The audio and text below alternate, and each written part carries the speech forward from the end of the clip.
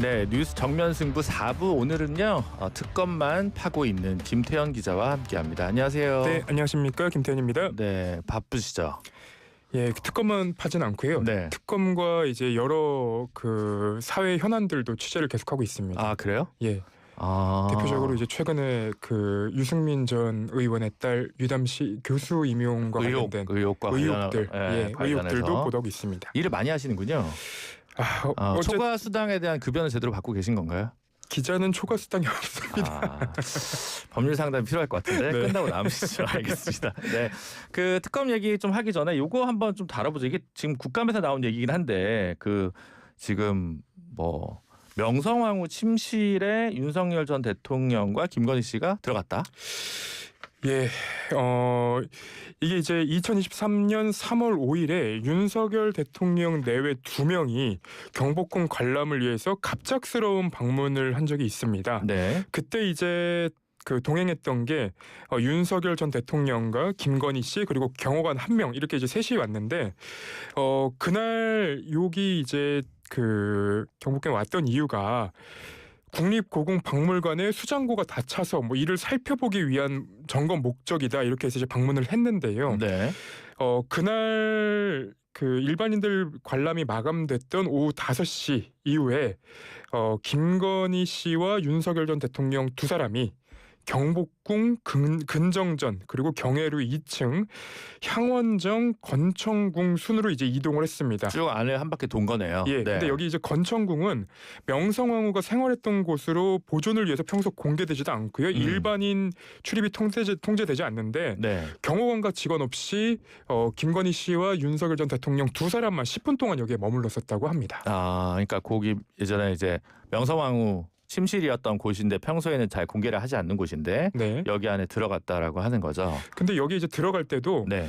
건청궁 내에 있는 곤영합이라는 이제 문이 있습니다. 네, 곤영합이라는 곳이 있는데 여기가 이제 명성황후의 침실이자 시해를 당했던 곳이에요. 아, 네. 근데 여기를 윤석열 전 대통령 부부가 문을 열라. 네. 하고 난 뒤에 두 사람이 들어가서 10분간 있다 나온 겁니다. 아, 그러니까 네, 이건 좀 약간 논란이 아무래도 될 수밖에 없겠네요. 지난번에 용상 논란과 함께 연이어서. 그렇죠. 네. 그러니까 이제 이 국가 유산을 이 대통령 부부가 이게 사적으로 이용을 한 것으로 보이기 때문에 이거는 이제 비판을 좀 피하기는 어려워 보입니다. 네, 알겠습니다.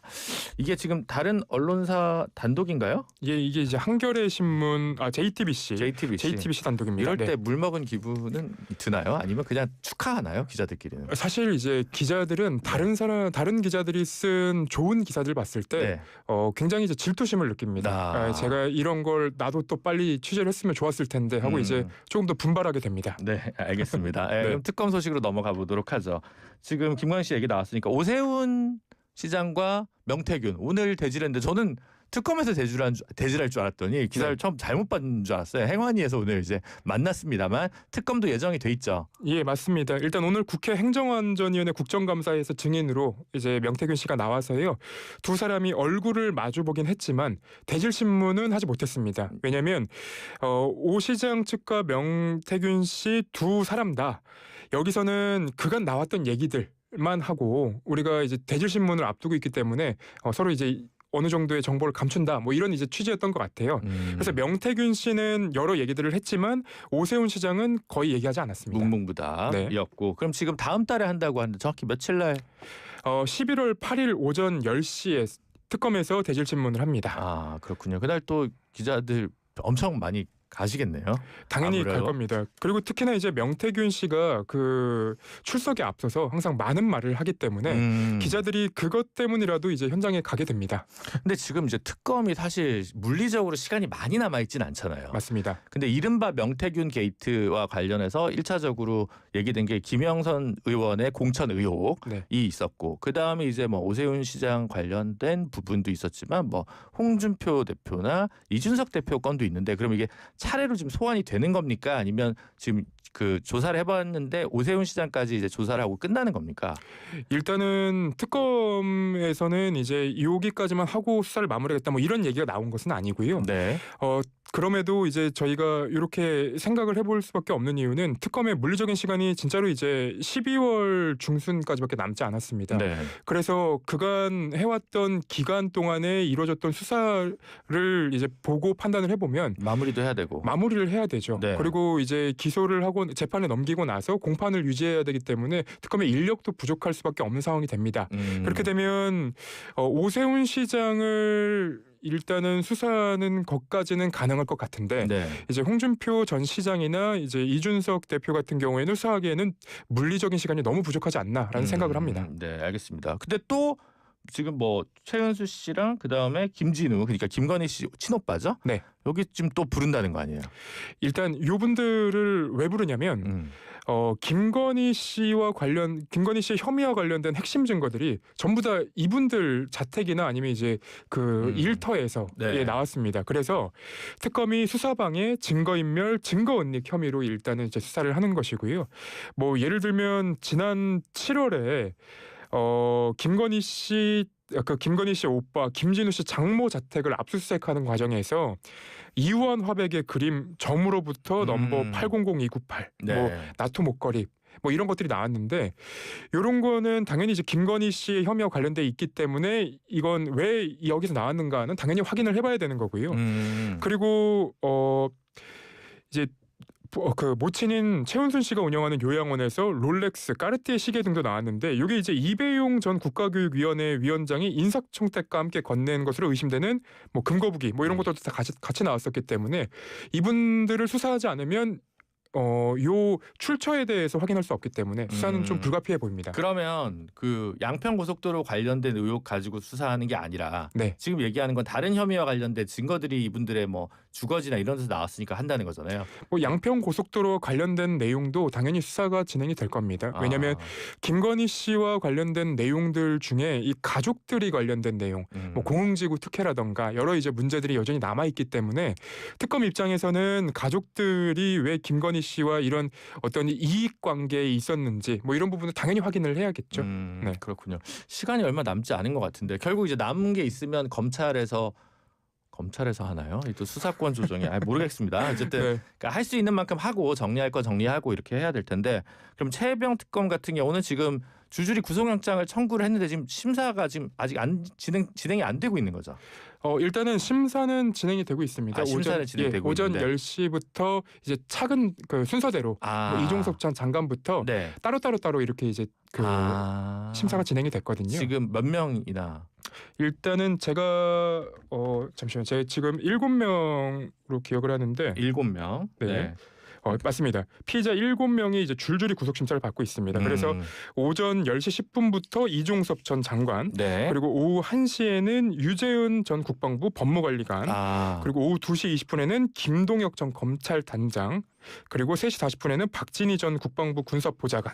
뭐 이렇게 해서 오후 5시 김계환 전 해병대 사령관, 오후 3시는 임성근 전 해병대 1사단장, 그리고 오후 5시에는 최진규 전 포병대대장까지 신문을 받았습니다. 판사분들 힘드시겠네요. 한 명 하기도 힘든데 이거 여러 명을 이렇게 2명이서 나눠서 한다면 네. 그러면 이제 뭐 내일이나 모레 정도에는 진짜 다 결론이 줄줄이 나오겠네요. 뭐 이 경우에도 사실은 빠르면 오늘 밤 그리고 늦으면 이제 내일 새벽에 나올 가능성이 높은데요. 뭐 여러 취재원들에게 물어보니 이렇게 이제 여러 명을 동시에 영장 심사하는 경우에는 일부는 구속영장이 발부될 것으로 보인다. 뭐 이런 얘기들을 하시더라고요. 네. 그래서 대표적으로 이제 이종섭 전 장관과 임성근 전 사단장 같은 경우에는 이 혐의에 이 사건에 굉장히 핵심 피의자들이기 때문에 구속영장이 발부되지 않을까라는 이제 예상을 하시는 분들이 꽤 있더라고요. 그렇군요. 근데 사실 구속부터 하는 게 아니라 사실 끄트머리 가서야 이제 구속영장을 말하자면 청구한 셈이니까 네. 수사에 어떤 어려움이 좀 있긴 있었다라고 봐야 될까요? 예를 들면 네. 임성근 전 사단장 같은 경우에는 여태까지 비밀번호를 이제 특검에 제공하지 않고 있다가 그렇죠. 영장 심사가 들어간다고 하니 비밀번호가 갑자기 기억이 났다. 아, 그 라고 기사 했습니다. 봤어요. 예. 하느님이 기적이라 그랬나? 뭐라고 했죠? 기적이다. 하느님이 알려주셨다 그랬나? 예. 예. 근데 이제 이런 경우는 사실 그 법원에서 통상적으로 구속영장이 발부되는 사유를 보면요, 도망의 우려 그리고 증거인멸의 우려 뭐 이런 것들이 강하게 작용을 하는데요. 네. 임성근 전 사단장이 갑자기 이제 비밀번호가 기억이 났다. 이걸 보면 영장 심사 과정에서 증거인멸의 우려나 이런 것들이 좀 크게 작용하기 때문에 빨리 이제 제공한 거 아닌가. 그래서 과거에 이제 검사들과 관련된 사건들을 보더라도 네. 검사들이 비밀번호를 제공하지 않고 있다가 영장 심사에 들어가면 내가 비밀번호도 제공하고 협조하겠다.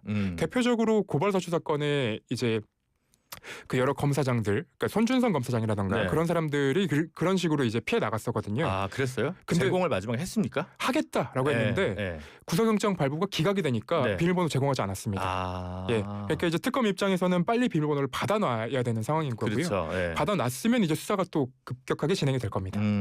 그러니까 지금 임성근 사단장은 원래 비밀번호를 까먹었다. 까먹었다 그랬죠. 아. 기억이 나지 않는다. 네. 그거는 진짜 큰 수술을 하신 분들이 그런 일이 이제 저희도 뭐 그런 경우가 주변에 있긴 했는데 그런 게 아니면 뭐 설득력이 좀 없습니다만 그래서 이거 그래서 국회에서 또 별도로 고발한다고 막 그건 본 것 같아요. 맞습니다. 위증죄로 고발한다고 이제 민주당이 고발한다는 얘기가 나왔고요. 근데 이제 뭐 추가적으로 하나만 더 말씀드리면 보통 그 고위공직자들이 그러니까 우리 이제 일반 그 생활을 하고 일반 시민들이 아니라 고위공직자들이 이런 모습들을 많이 보입니다.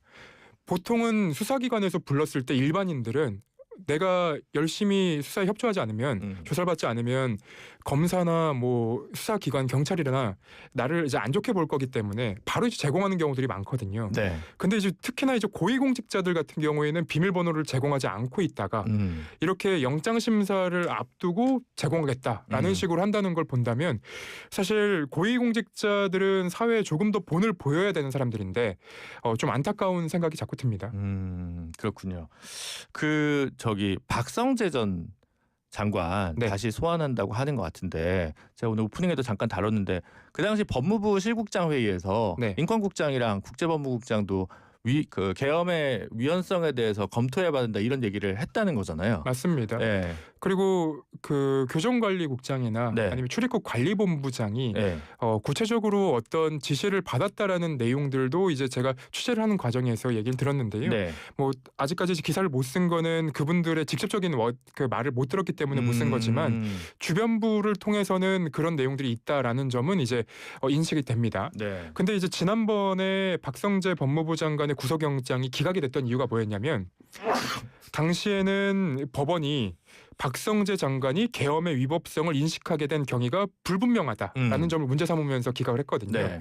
근데 특검은 일단 박성재 전 장관이 윤석열 전 대통령으로부터 계엄 선포 이유를 들은 점, 그리고 다른 국무위원과 계엄 관련 문건을 수령한 점, 그리고 포고령 1호를 실현하기 위한 지시를 법무부 일선에 하다라는 점까지 포함해서 다시 한번 구속영장을 청구하려는 것 같습니다. 아, 이렇게까지 구속영장을 청구하면 네. 추가로 얻어낼 수 있는 자료들이 더 많다고 생각을 하는 걸까요? 일단은 박성재 전 장관이 장관 본인의 이제 얘기들이 더 필요한 거니까요. 네, 알겠습니다. 여기까지 하도록 하겠습니다. 지금까지 김태현 기자였습니다. 감사합니다. You